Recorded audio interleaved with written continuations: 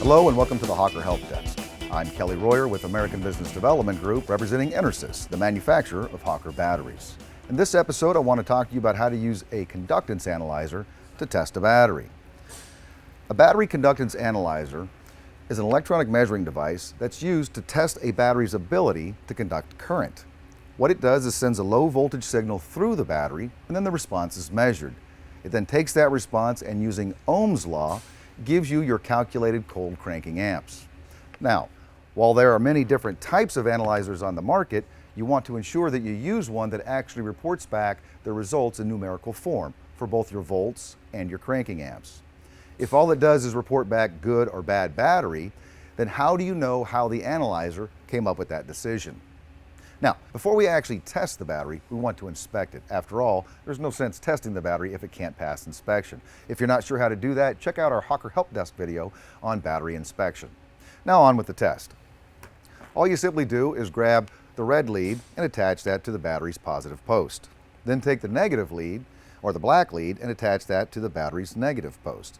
Then the system should turn on. Generally, it will give you the device manufacturer's information as well as the software that they're using. Now it's going to give us the voltage. In this case, it reports back that the battery is 13.16 volts. Now, this is a brand new Hawker. If it reported anything less than 12.85 volts, which is considered a 95% state of charge, well then there's really no sense in going on with the test as we know the battery already needs to be recharged. The standard is slightly different for a used Hawker. So long as it reports back at least 12.65 volts, we can continue on with the test. Now all we simply do is press enter. Now it wants to know the battery's location. It wants to know if the battery's in or out of the vehicle. The reason this analyzer wants to know that is because it's also capable of testing your vehicle's starting and charging system. But we're not going to be doing that, we're just testing the battery. Plus, it is out of vehicle. So we're going to choose out of vehicle and select enter. Next, it wants to know the application. Really what it's asking me is, what's the battery's size? The Hawker ARMASAFE Plus is in the standard NATO 6T size. I have 6T, so I can select that. If your analyzer doesn't, that's okay. Just look for the Group 31 battery size as it's the closest approximate to the 6T size. I simply select enter. Now it wants to know what's the battery type. Well, it is a lead acid battery, so really what it's asking me here is, how is the electrolyte held in the battery? Is it flooded, gel, or absorbed glass mat, otherwise known as AGM? The Hawker is AGM. So I select AGM flat plate and I press enter. Now it wants to know what standard we're going to be testing for.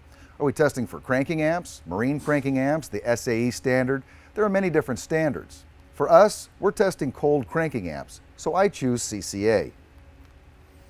Now, it wants me to put in what the battery CCA rating is. The Hawker ARMASAFE Plus battery is rated at 1225 or higher when new.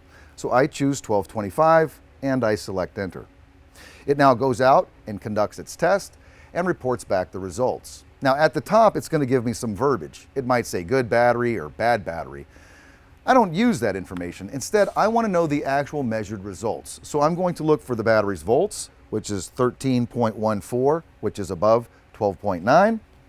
And I look at the measured results for cold cranking amps, which it's reporting 1,282, which is well above 1225. And you can use that.